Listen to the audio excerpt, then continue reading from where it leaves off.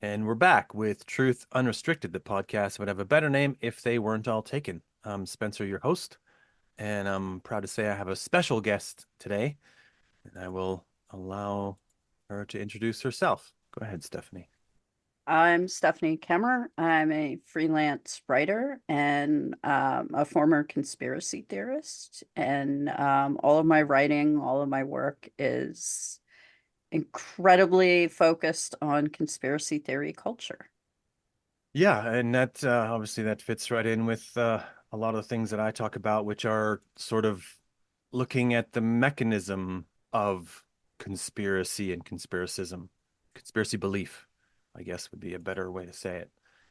So, first of all, I'm just kind of getting over a cold, so I might sound a little different than normal. I'll try to keep that to a minimum. That's the reason why my voice is a little more ratched today. But I have time to do a podcast and I'm not coughing to death. So here we go. All right. Let's just start maybe with sort of your story because I find it interesting and I think it'll be relevant to a lot of things we get into here. I mean, I know from other interviews you've done and having followed you on Twitter for a while now that the primary thing you focus on regarding conspiracy is 9/11. So everyone has a 9/11 story of the day, and everyone who got wrapped up in the conspiracy beliefs of 9/11 have a story for how they got into that. So let's get into that. What happened there? Start from the beginning. Well, I was working at a small local newspaper in Easton, Pennsylvania called the Express Times. And I normally worked from like noon to 8, but that day on September 11th, I was filling in for the archivist, and she would get there early in the morning. So if it weren't for her being on vacation, I would have slept through all the action. And I'm really grateful that she went on vacation because I got to experience 9/11 from a newsroom. And but I think also that journalists didn't get to process 9/11 the way the general populace did because and also that goes for, you know, elected officials, even small town elected officials, anyone whose job in some way had to scramble to procure information and disseminate information on 9/11. I don't think we got to process it because we're watching this terror unfold, but we don't get to just sit there and cry. We're working, Yeah, and I mean that we're doing stuff. the rest of the world almost shut down, but that the people that you're describing would have had the opposite. They would have been time to get to work, right? The opposite of Yeah. shutdown. So that's interesting to me. Yeah. Yeah, and I remember my first reaction, someone walked into the newspaper library and they're like, "Oh, plane just hit the World Trade Center." And I just shrugged because that was I mean, shrugging wasn't that was kind of a cold reaction, but I think it was also indicative of the general, when the first plane hit, everyone was like, "Oh, what a bad error, what a bad mistake." Nobody Yeah. nobody thought, Yeah. No. and of course they had a plan so that all eyes would be on the towers when the second plane hit. That was their goal. So, and I remember after the buildings collapsed, I was outside smoking a cigarette and I had said to someone, I'm like, this feels like an inside job. Like I actually had that feeling on the day, Mm. but it just came and went. And, I never really formed a complete consensus with myself about what had happened. So it was an easy space for conspiracy theories to fill because number one, you're looking at like unprocessed trauma because obviously it was a traumatic event, and because of having to do the work, I didn't get to process or think.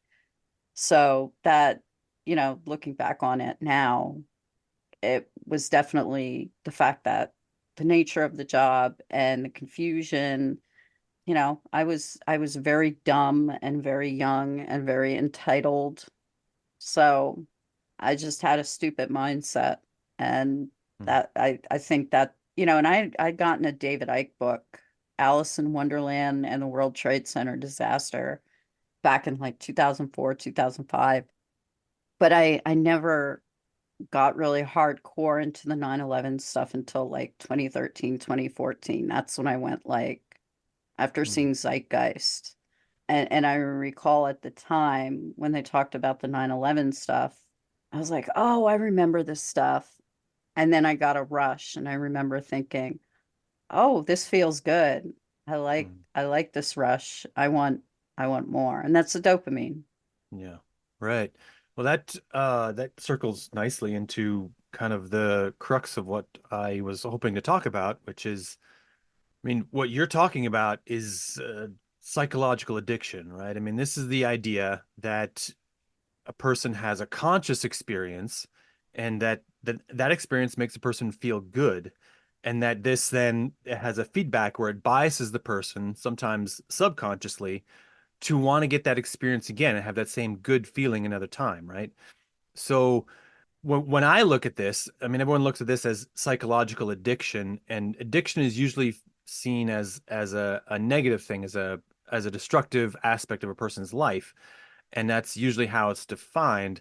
But I think it's useful to look at this in a more general way, because separating these experiences into things that are just the destructive ones and then the ones that are good tends to make people who are only experiencing the quote unquote good ones not identify as well with the people who are experiencing the destructive ones. So if I just take a minute here, I want to focus on the fact that this psychological feedback loop happens to people when they read an exceptionally good book. It happens to people when they get the thrill of skydiving. It happens to people when they make love. Uh, these are experiences we have every day. They're part of what help to form habit forming behaviors. And so, yeah, some of them lead to destructive, addictive behaviors, but other ones are not. They're perfectly fine and normal.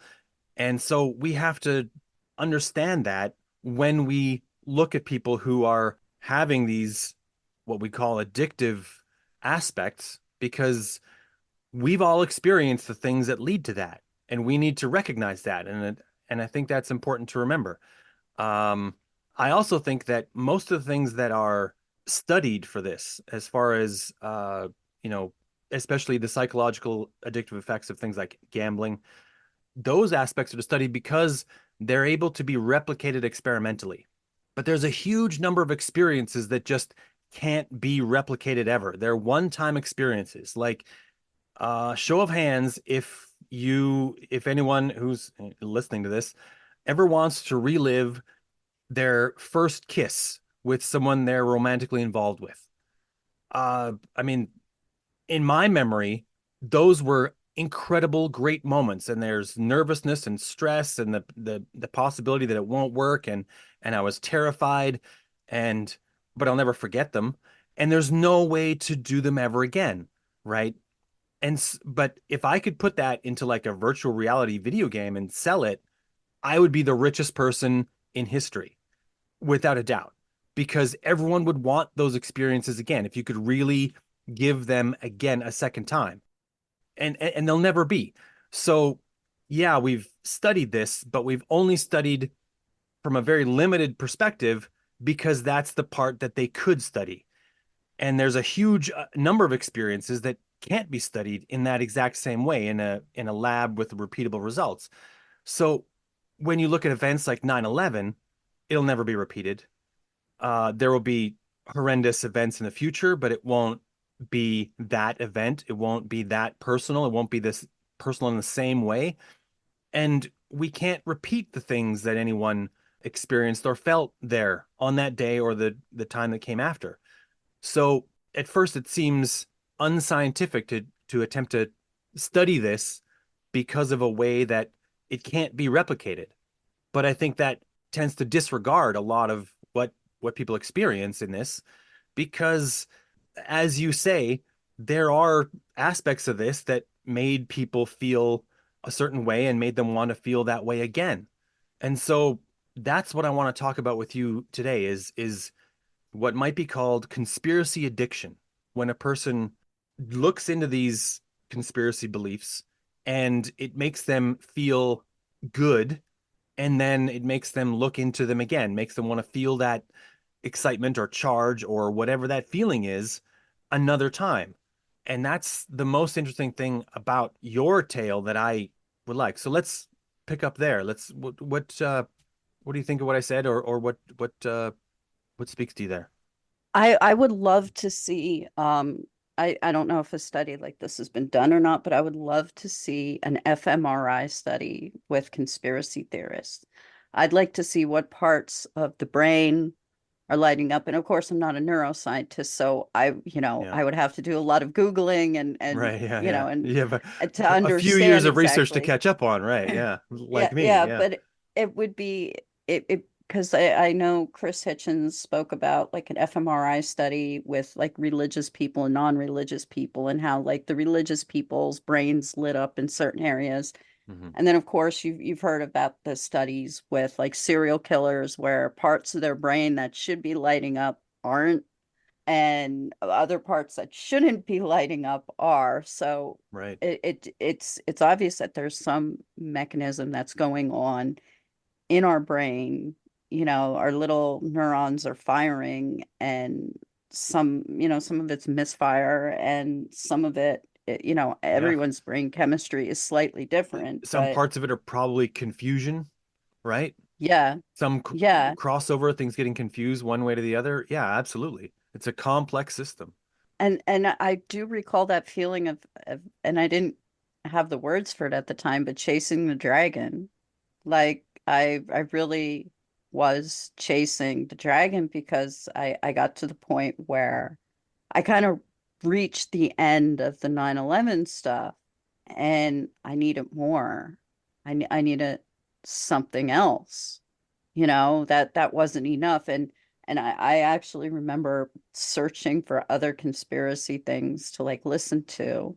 Hmm. And I came across, like Antarctic Nazis, and I was like, nah, I don't believe that. But the fact that, and I wasn't aware of it, I guess I was kind of aware of it, but not consciously. But when you're seeking truth and that truth is based on your own opinions, that's not a good place to be. Like reading the David Icke books, when I'd get to the Holocaust denial stuff, I'd be like, well, I don't believe that. Well, then you would have to disavow the rest of the book logically. You can't say, okay, reptilians, but, Holocaust denial is off the table, Pick you and know. choose the parts you like. Yeah, right. But And I and think Mick all West, conspiracists do that, right? yeah. Yeah. And Mick West says that every conspiracy theorist has a line in the sand. Like even some Holocaust deniers, I'm sure they're like, oh, well, I'm not touching that one. Hmm. But to me, that to me, the Holocaust denial, that Holocaust denial and flat Earth are a bridge too far for anyone, as far as I'm concerned. Well, I pick on Flat Earth a lot on this podcast because they're such a useful example of many things. It's so obviously against regularly available observation, and that's the point almost. But things like Holocaust denial are more difficult to access. The evidence of it isn't right in front of us all the time, especially us on a whole other continent. It's a lot harder for us to go to Poland to see a concentration camp. Um, and so also you're US, I'm Canadian. Our countries did participate in World War II, but we didn't get invaded. We didn't get bombed. Well, Pearl Harbor got bombed, but most of the US didn't get bombed. Most of Canada was unscarred by any actual events. People from our nations got shot, but they got shot in other places. They didn't get shot in our home territory, which was it takes away that personal edge.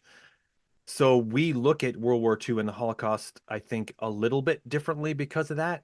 And it's getting that extra separation, I think, in some ways helps some people to form obscene beliefs about the reality there, right? It's easier for a person here to say, "Oh, well, that probably didn't even happen." I mean, is there even a place called Poland, really? I mean, it's just as unreal as a place called Japan, right? It's so far away. I might as, in somewhere in your brain, you can almost form that. That happened so long ago and so far away that it's in a distant corner. And if someone says it didn't happen, then it almost makes more sense then. Like, what do you think of that?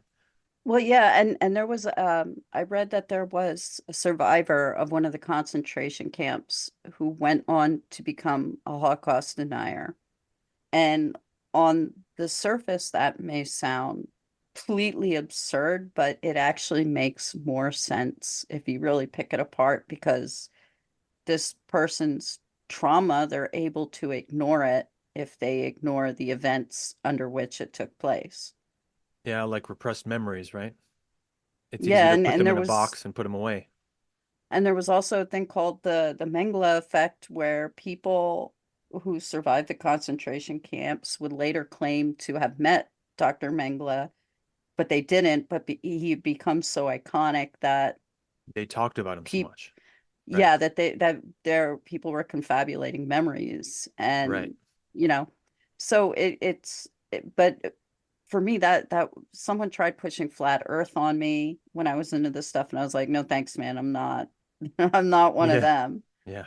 And I think once someone I mean, I went some really dark places. False flag stuff is a very Hmm. dark place, Yeah. but I haven't really seen many, I haven't heard of any stories of people coming back from flat earth or Holocaust denial. Like those are the bridge too far things. People don't once, I mean, that would be like being a gravity truther or something. You know, once you are that deep, I don't, I think that's, like that. I mean, people come back from heroin addiction easier than they come back from Holocaust denial or flat earth.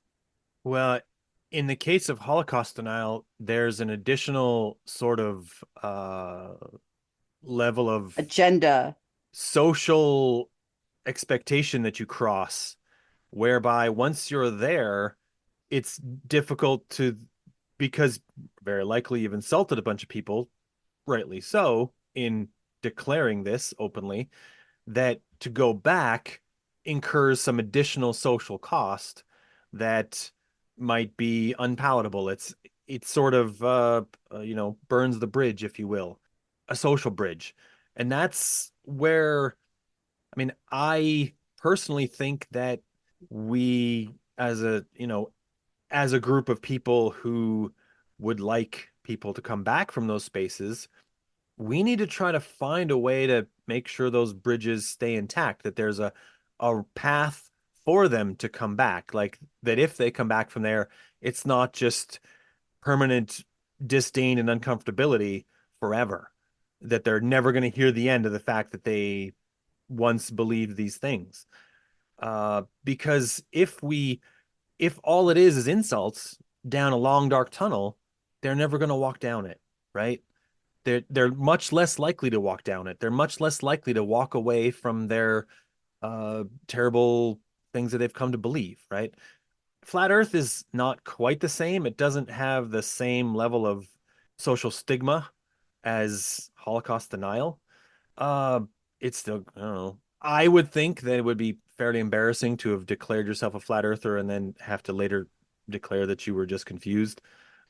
There's reasons why it becomes confusing. And that's a thing we have to recognize. I mean, I'm going to give a shout out here to another podcast.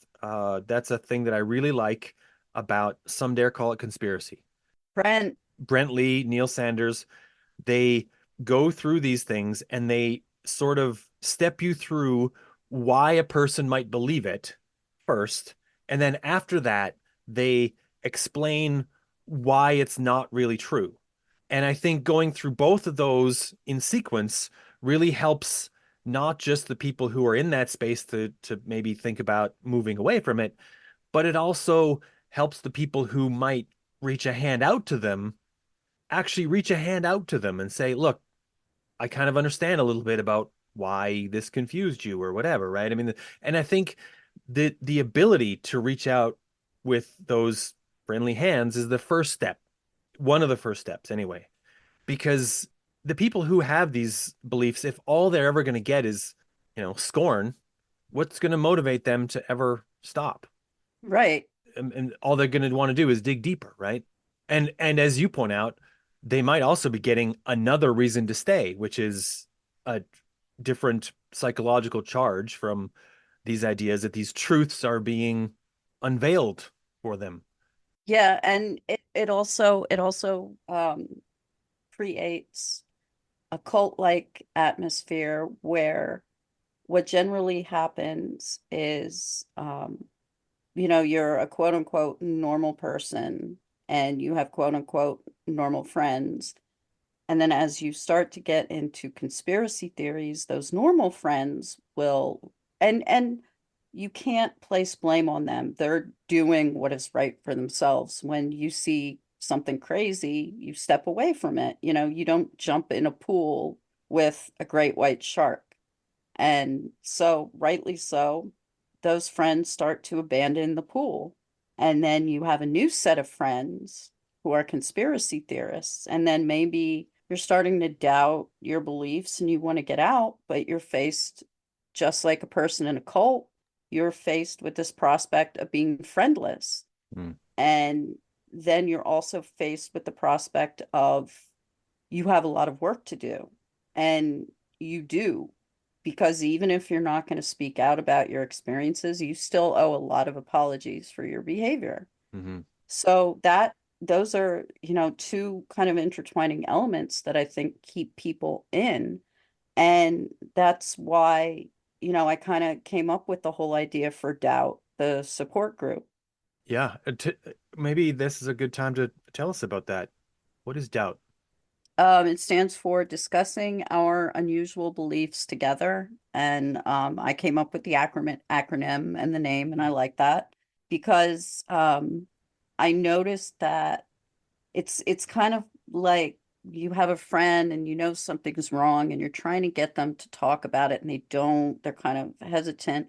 But if you tap into the right element, the floodgates will open. And I've noticed that there are a lot of former conspiracy theorists out there. And when you start talking to them, the floodgates open and they all have this really amazing story. And it's usually very, very dark, but you see this amazing emergence, from out of hell, the path that leadeth up to light. Mhm. It's very Dante, and it really is like a Dante's Inferno scenario. You're descending through hell, and you're coming back out. And these people want to tell their stories, and I had this thought that I can still get that warm, squishy feeling that I used to get about conspiracy theories, but now I'm getting it from a different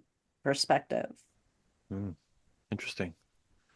I like what you say about this idea of it being like a pool that no one wants to jump into, because it strikes a note with me because of a couple of moments in my life, and I won't go into gory detail about them, but you know, I've often thought about why I didn't go deeper down into these beliefs. But when I think about it, when you describe that, it occurred to me that there were a couple moments in my life where a good friend essentially brought me aside and just said, "Hey, these things you've been talking about, they're not real. Like they're not reality." And, they didn't use those words, but, sometimes they even use the word crazy, which I don't think is a very useful word in a lot of these contexts, but a lot of people use it. And because I was good friends with them and because I understood that they had my best interest at heart, I paid attention. And not everyone has that. I think I've been lucky in that. And I think that maybe we need a little more of that. Maybe we need a little more of the caring person that will take someone aside and say, "Look, what are you doing? This isn't this isn't real." And continuing with it is not going to be useful for you or anyone you're with. Yeah, yeah, and I was honestly I wasn't even interested in examining myself at the time when I got Yeah. out because I got out before COVID. But the thing, like you listen to Amanda Moore's story about how she started going undercover, and it was COVID that kind of spurred her to do that. And I think COVID was a turning point for a lot of people because when COVID was going on, that's when I started seeing people I knew in real life posting insane stuff on Facebook. And I had this excruciating, painful moment. Why does everyone sound like I used to? Mm, And I also had like an empathy where I realized, oh, this is going to be the narrative. Like I can still put myself in their mindset. And I also sometimes I'm critical of conspiracy theorists because I don't think they're taking their stuff, far enough in some ways. Like with the Buffalo shooting, one of the victims' last names was Uvalde.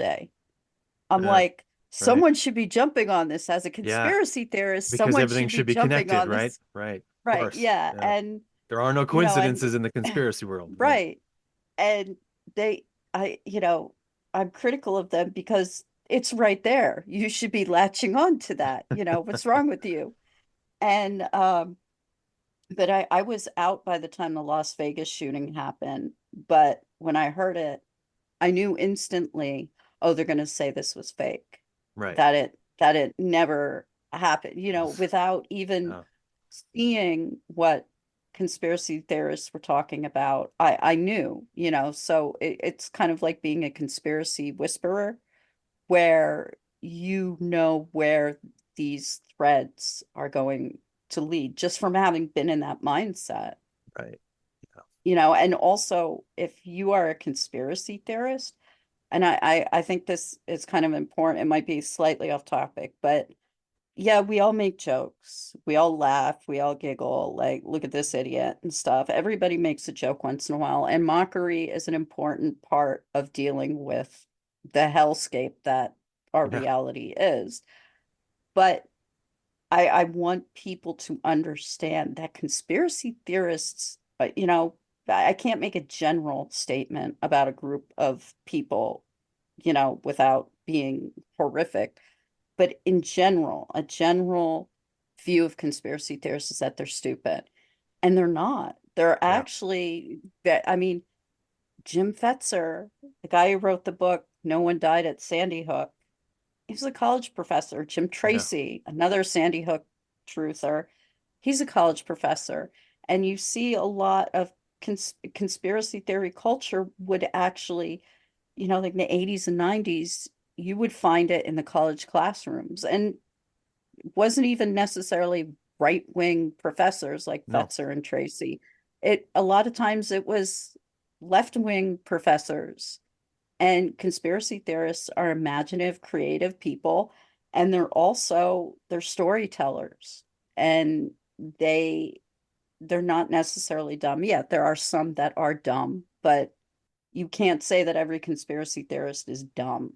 No, not even close. And I'm glad you brought that up. It's a thing that I've mentioned a couple times on this podcast, but I haven't done a lot of in-depth stuff about it. What might be called the view from mainstream society is that these people are on the fringe and that they're defective in some way. I don't know whether people who believe in conspiracies are defective, but they're unlikely to be defective in intellect. I'm sure of that after seeing many people who have been in that space. I think personally that a brain that is constantly seeking patterns is unlikely to be completely unfit. It's unlikely to be slow. It's unlikely to be not useful regardless of whether the patterns that that brain finds are not real, it's unlikely to be a person that's not thinking. And that's a thing I would like people to take away if I can, is that, it's not really that people who fall into conspiracy beliefs are just like everyone else. they're not just like everyone else, but they're not like, a measurable amount of IQ different than everyone else. If anything, they might be a measurable amount of IQ above everyone else because the ability to try to see all these things all at once is not done from someone who's unfit.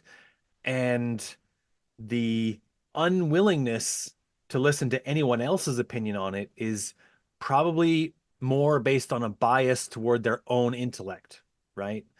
If you're smart enough and you've always figured things out for yourself, then you're more likely to try to figure everything else out for yourself again in the future. And that's a factor leading to believing in conspiracies like this is that, oh, it makes sense to you all of a sudden that the establishment got it wrong or planned it this way, maybe, and that only a select few figure it out, and that you're among those select few because you're also intelligent. Like it does speak to the ego in that way, right? Yeah. Yeah, definitely. And then you are, you know, then you become in like the serial killer mindset. You're the smartest person in the room. Yeah, right. You're the one It who's in on it, getting becomes, away with it, and not getting fooled. Yeah, yeah, and why can't all these other idiots see that there are millions of children in deep underground military bases and cages? Why can't you see that? yeah. Why can't you see that Hillary Clinton is a child-eating monster? Of course. Why And can't you see face that? wearing Oh and yeah, face right, right. And wearing. also, yeah, also has the technology to look like anyone else. So why would we even bother to look at a picture of Hillary Clinton because it might not even be her? Oh no, no, I meant frazzle drip. I meant Oh, right. the supposed frazzle drip video. That additional, yeah, there's so many. Yeah. I've seen some charts and I've been intimidated immediately by them by their complexity because I thought about making one at one point and then I saw some of the others and went, "Oh, there's so many more that I hadn't even encountered yet." Oh my.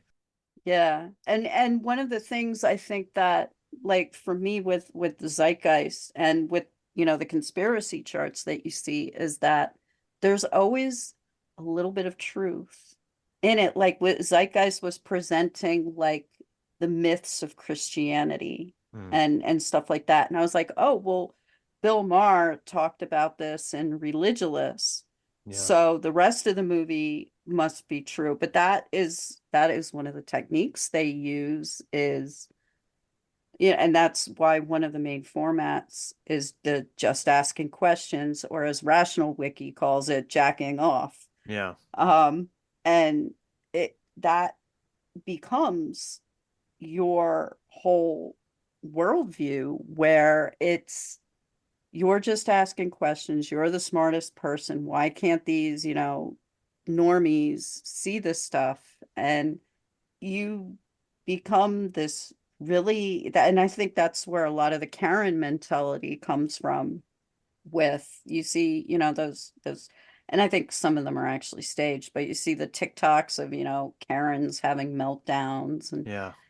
and I think it's because people get this like this don't you know who I am mentality, like, and you begin to think you're better than everyone else, but in reality, you deep down, I mean, I would challenge you to find me a conspiracy theorist, like a genuine one, not just like an influencer, but I would challenge you to show me a conspiracy theorist who genuinely likes themselves and is happy with life and the way that their life is going because you're not going to see it. Like my ex-husband's former best friend never did anything with his life. Now he's almost 50, still lives at home with his parents, never had anything above a minimum wage job. This is someone who has no locus of control. All of their locus of control is external because their life is unhappy. So they turn to conspiracy theories and now they're important. I think that's one of the most damaging things about these beliefs is that they encourage a reduced amount of investment in the future and in society.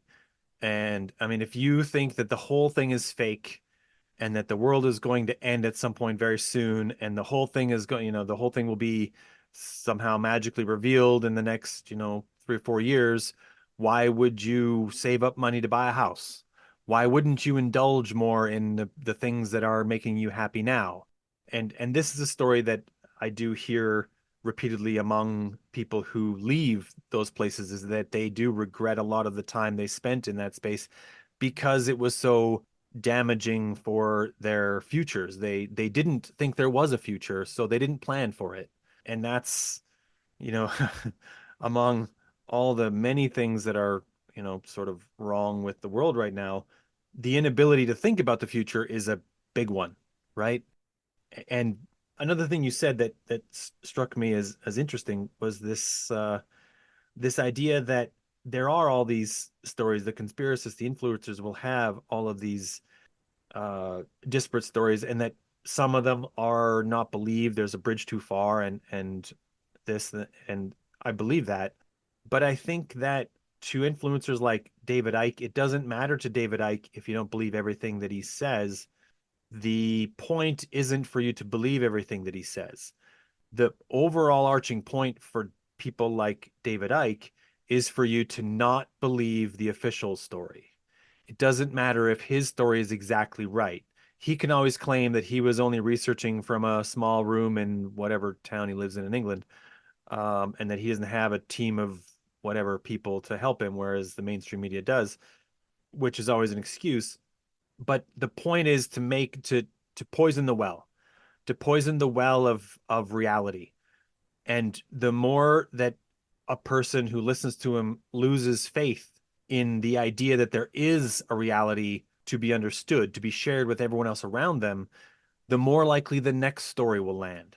And that's why people like, I'm going to try to pull some names out of my hat because I didn't prepare any of this stuff, but that's why influencers like Alex Jones will be able to capitalize on that, because it's a softer ground. It's a reality that's in a field that's already been, the soil's already been turned once or twice, right? And it's already been fertilized well.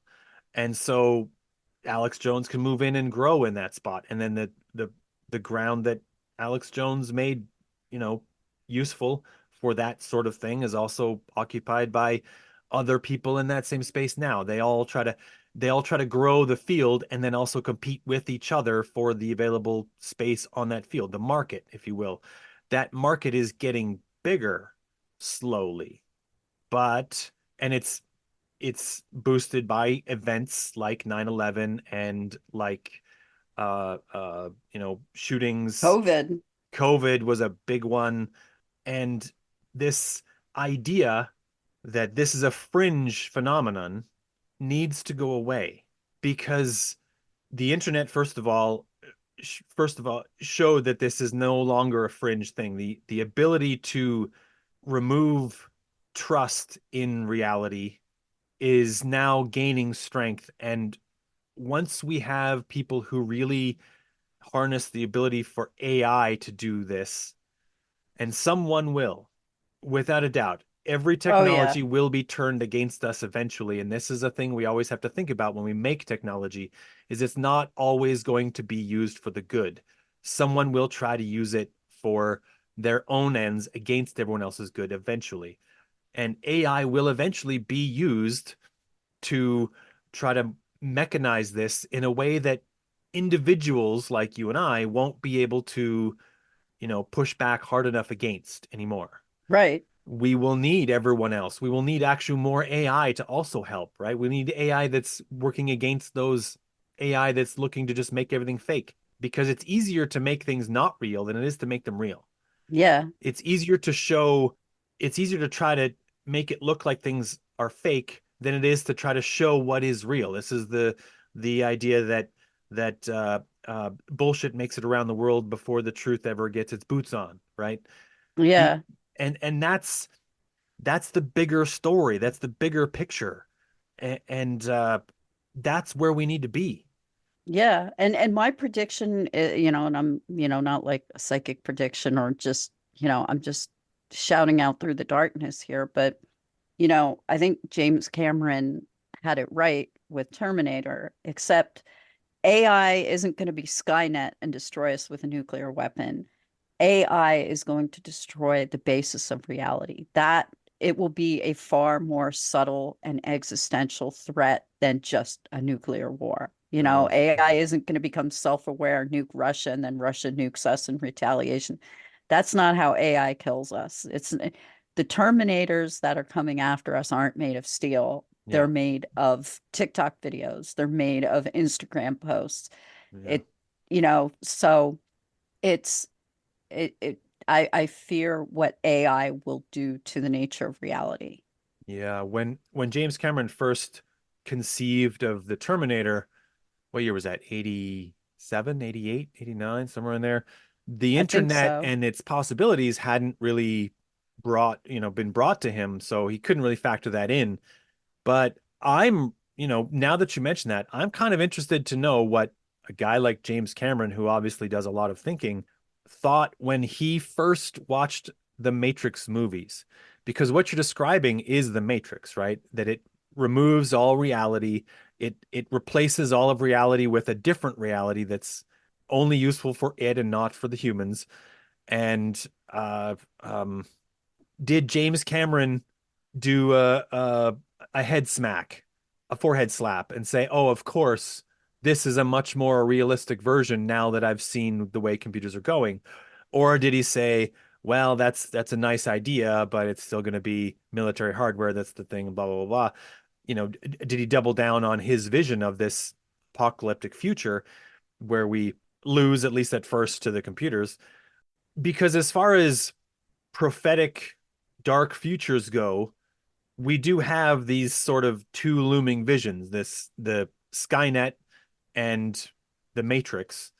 And it's not necessarily that either will come true, but we do always seem to compare against these when we look at computers and this technology and what it's going to do to us if we just let it go on its current course. Yeah, and it's sad how the Matrix has gotten, I remember when I first saw the Matrix back in 99, I was like, Yeah. "Oh, this is going to destroy people's minds." And I was right. Yeah. And never mind that most of the people who like to talk about the Matrix as if it's a real thing, like Andrew Tate and other idiots, never mind the fact that the Wachowski sisters made the Matrix to express their transgenderism because the red pill actually represents a hormone. Yeah, I haven't done a lot of reading on that particularly, but I know that that's been mentioned, and I think that is an interesting take on it. I actually didn't know that the second Wachowski was also transgender. I knew the the one, but I didn't know that both were. But I think we're probably going to have to try to steer this back to wrapping up somewhere Oh, because right, we right. are I'm sorry. no, don't be sorry. I love going off course when it's interesting, and this has been totally interesting, but it's almost to the point where it's like a whole extra episode worth of interesting, and because It's the rabbit chewing, hole. we're chewing on a whale over here when we just had a fish for lunch over here, and I'm like, oh, we need to like put that Yeah, aside for yeah. another day. Yeah, this is but But this has been it's fascinating. This has been great. and I think, but what I, in kind of closing and stuff, I think I've kind of identified two different portions of recovered conspiracy theorists. There are the quiet and the loud. Mm, And the quiet usually just kind of, I'm done with those things. I don't want to talk about it. And they just want to go on with their life. And that's fine. But I also do feel that there is a moral imperative. In today's, like I said, I was content to just let it go and not talk about it. But then COVID happened. And mm, that was kind of, my calling in a way. And I think in the current, I mean, when mainstream Republican viewpoints come directly from QAnon, that's not good. yeah, QAnon is mainstream, and that is not good. So I think there is a moral imperative for all of us to be loud. And I understand some people can't do it, and I yeah, like to do the Lestat thing and tell people, come out wherever you are, because I think it's important. And the more of us that speak up, the more we can work on ourselves and help other people. And I also tell people that if, one of the biggest questions I get all the time is, oh, as everyone has a story. Oh, my friend is getting into blah, blah, blah. How do I help them out? And I tell them, you have to do a calculus. How well do you know them? How often do you see them? How close are you? How much time are you willing to invest? Because you are not going to, if you want to pull someone out of conspiracy theories, it's not going to be with debunking. It's going to be what's going on in your life. Mm. Because something's going on. You don't attack the conspiracy theory.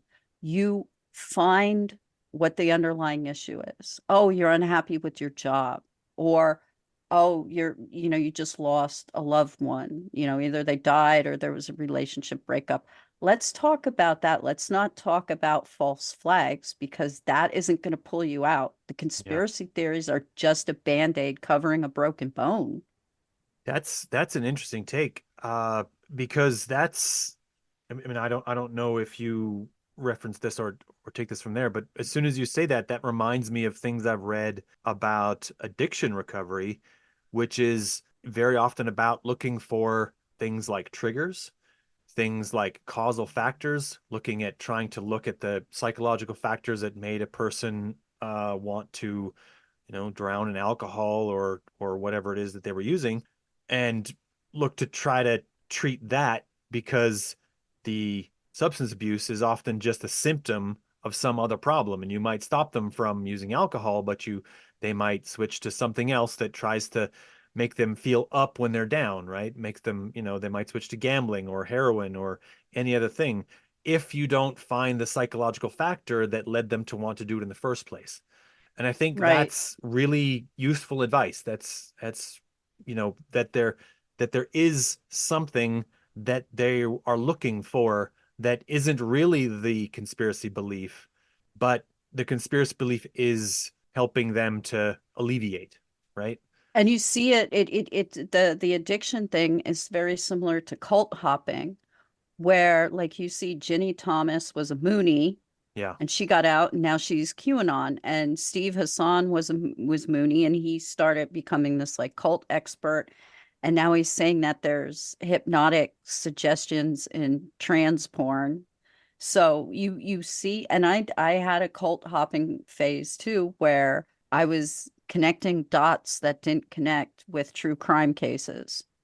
Yeah. So there will be a cult hopping, and you do see it sometimes. Like I read a story like decades ago about a woman who kicked heroin by getting herself addicted to alcohol, and then she was able to get herself off the alcohol and stuff. But and we do it with methadone. Yeah. We We do it do. with methadone. But meanwhile, there's ibogaine, which could potentially cure people from addiction. And but I mean, what we need to find is we need to find an ibogaine for conspiracy theories. And unfortunately, a mental or emotional or psychological addiction is kind of harder to cure than a physical one. Right. The evidence of, first of all, the evidence of its existence is not easy to see. You have to see the manifestations of it rather than the actual thing. You don't get to watch someone pouring the beer into their throat. You maybe just watch them looking at their phone and you don't even know what they're reading, right? And also, it's the idea that how many grains of sand are in a heap, right? How far does a person go before they're quote unquote addicted to conspiracy, right? In with each successive grain of sand you add, it's only this much sand, it's only one more grain, it's only this much.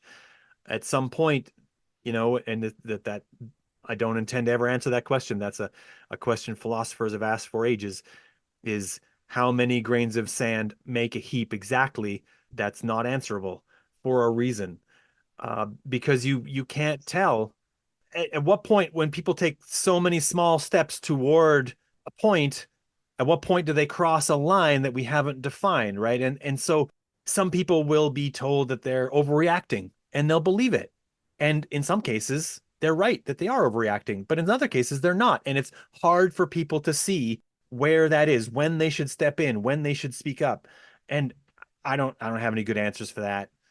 Uh, there probably aren't any. It probably has everything to do with how well you know the person, what you know about them, what changes in behavior they have, what are troublesome. I mean, every situation is different in that way. There's no way to define it exactly. And that's a thing everyone is going to have to work on themselves. But increasingly, I think it's a question everyone's going to have to ask about someone they know because it's getting to the point where everyone knows someone who is lost in one of these and Yeah, believing in a and it completely used to unreal be thing. fun. It used to be fun, and Yeah. now it's not, which is why I've been Yeah. addicted to listening to old Art Bell, because that's when it was genuinely fun, and that's when it was obscure. And if you wanted these things, you had to seek them out. But now with the internet, even if you don't want these things, they're going to find you. Yeah. Yeah. So the fun has been removed from it because they like to say do your own research. Well, everybody's doing their own research, so nobody has to do their own research. And the do your own research that you're doing is just based on someone else's. Yeah. And it's just when something, it's kind of like when something becomes super popular, it's not fun anymore because all of the, you know, small batch brewery suddenly goes mainstream. Hmm. It's not going Yeah. to taste as good. Even if it's the same, it's not going to taste as good to you because That exclusivity something that is, you found it, and yeah, I've seen yeah, the and same that, thing happen with music where people found a band and they introduced everyone else to it, and they're happy that they found the popular band, but then once everyone else likes it, they don't like it as much anymore, and they have to find another band, and the joy wasn't so much in listening to the music as it was in knowing that you had the lead on the new band. Uh, yeah, yeah, yeah. So conspiracy theories have infested and infected our mainstream life. And that to me is a very sad state because conspiracy theorists always played a sort of iconic heroic role in our lives, like you know and there are some people now who are too young to remember this, but when I think of conspiracy theorists, I think of the lone gunmen from the X-Files. I remember them. i Yeah, i i think of you know and they were just iconic as to what you thought a conspiracy theorist should be. And that's really, they were drawn off of like real things because that's yeah, what they used to be like. They used to be cool like that.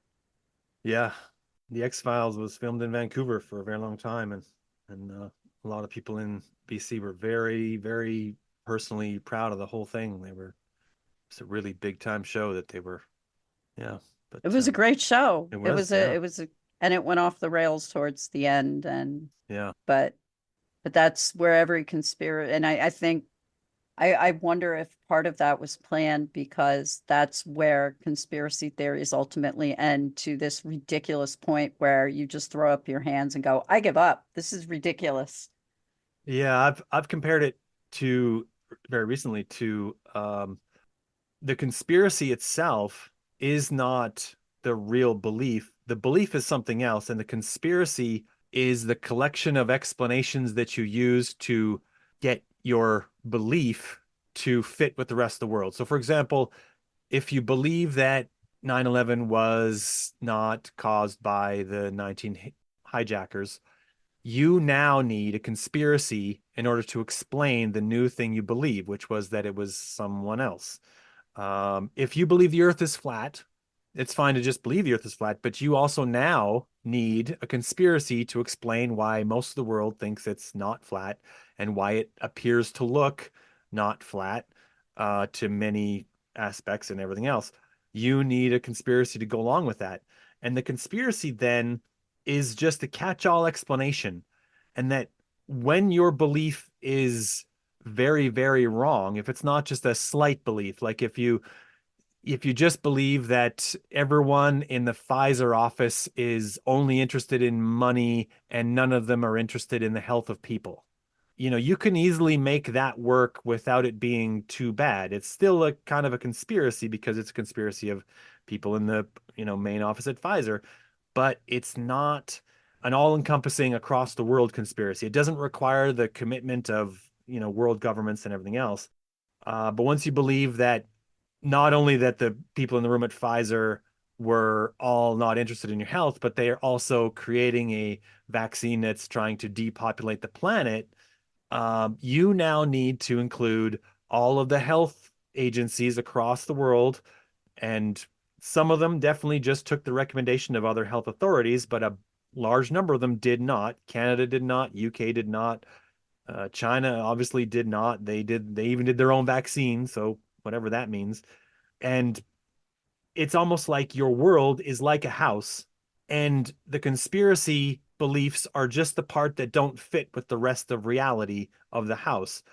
But once you're really deep in conspiracy belief, what was once just a bunch of spare parts shoved in a closet now soon moved to having to fill the garage too, and then eventually fill the attic and then the upstairs bedrooms, and soon you're just left in your living room, and the rest of the house is filled with conspiracism because that's the only thing that makes the house fit together for you, and you can't go anywhere because that's the Yeah, only you're real a place in the hoarder. world.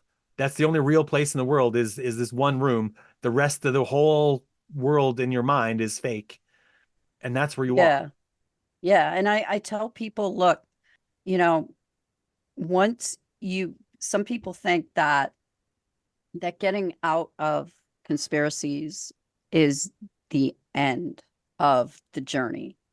But let's do some Joseph Campbell talk here. It's the beginning. That's the start of the hero's journey. It's not done yet because you have a lot of work to do. Yeah. You still have, and I tell people, this doesn't work for everyone, and it takes a while for you to get to the point where you can expose yourself to conspiracy theories without believing in them again. Hmm. But I can still have that same warm, fuzzy feeling I got from the conspiracy theories. Now I get it from reading books about conspiracy culture, from consuming conspiracy culture content, and I get it, but I don't believe it. And I'm able to, so I still, I tell people conspiracy theories were part of my life since I was a young kid, but Hmm. I can still have that joy. I still get that warm, squishy feeling, from a, but it's from debunking. It's from critical thinking. It's from skeptical inquiry. It's That's, it might be from for you, it might be from the ability to recognize the grift that's happening, right? The techniques involved, the and that's interesting to me too. But I think we're and gonna it's probably have fun. to wrap it up here. Probably. Yes, I could talk about conspiracies all day, and I often do. Well, is there anything you'd like to plug? Anything you want to anywhere you want to point anyone to? Any Twitter handle, anything like that? I'm at Mick Pasteface, and that's M as in Michael, C as in cat, and then paste as in glue, and then face. Um, and I can send you my, if anyone wants to reach out to me, it's doubt is the way out at Proton Mail, and that's all one word. And my Twitter account is locked, so you have to send me a follow request, and I'll look you over and make sure you're not stewing on, and then I will accept that. But I'll send my links if you want to put them in the show Sure, notes. absolutely. Yeah. But if my last thing is, if Yeah. you have a friend or family member who's into this stuff, you have to look after your own mental health first, and then you can approach from a different perspective. And you're not going to pull someone out there. It's not a matter of you convincing someone.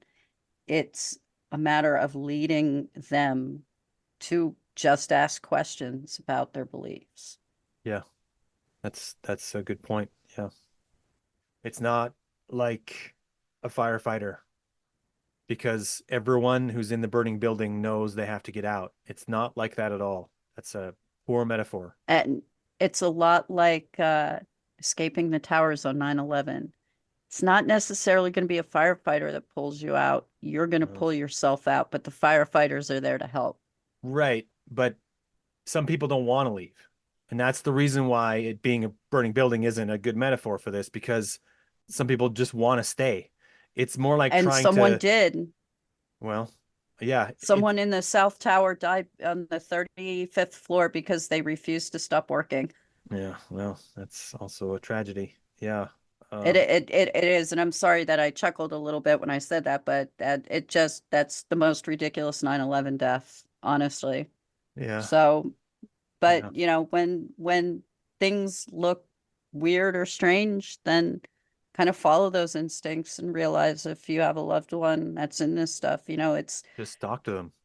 Yeah, yeah, talk to and don't talk about conspiracy theories. What's going on with your life? yeah, What's up with you, man? What's going on? Let's talk. So, yeah, there is a way out, but it takes time and effort and it's a lot of work.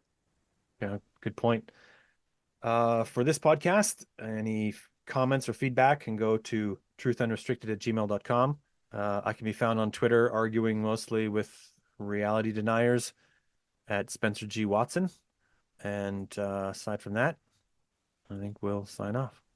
Thanks for coming on, Stephanie. Thank you. Till next time.